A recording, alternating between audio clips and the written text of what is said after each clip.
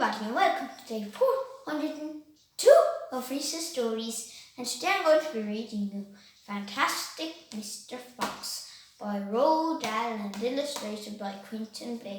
And I'm going to be reading you chapter 6 called The Race. Now there began a desperate race, the machines against the foxes. In the beginning, the hill looked like this.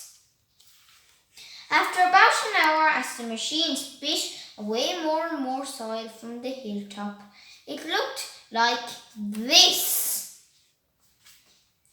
Sometimes the foxes would gain a little ground, and the clanking noises would grow fainter, and Mr. Fox would say, "We're going to make it, I'm sure we are." But then a few moments later, the machines would come back at them, and the crunch of the mighty shovels would get louder and louder.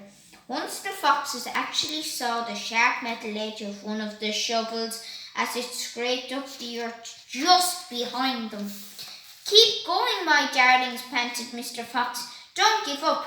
Keep going." The fat boggart shouted to Boots and Bean.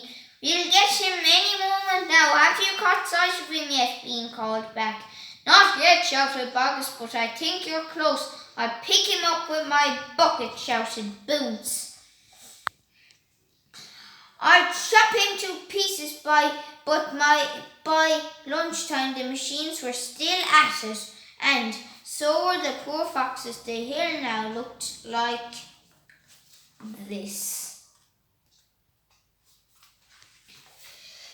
The farmers didn't stop for lunch. They were too keen to finish the job.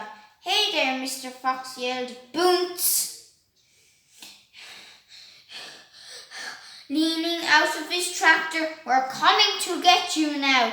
"You've had your last chicken," yelled Boggart, "and you'll never come prowling around my farm again." A sort of madness had taken hold of the three men.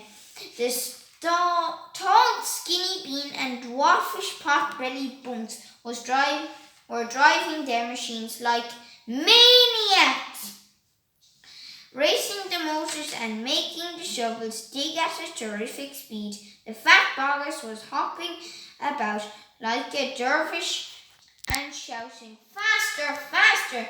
By 5 o'clock in the afternoon, this is what had happened to the hill.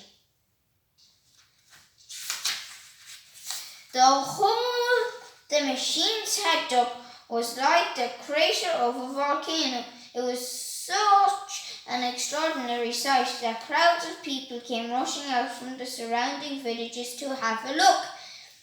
They stood on the edge of the crater and stared down at Boggart and Boots and Bean. "Hey there, Boggart, what's going on?" "We're after a fox."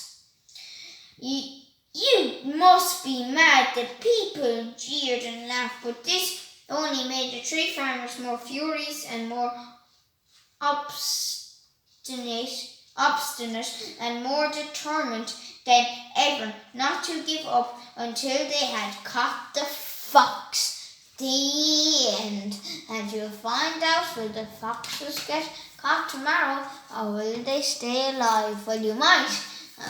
But you probably will. Well, that's what I predict anyways. So, I hope you enjoyed your lovely sunny day, and I hope you got outside. And it's supposed to be warm here again in Manister, County Limerick. So yes, I guess I'll see you all tomorrow for day 403 of Rhys's stories.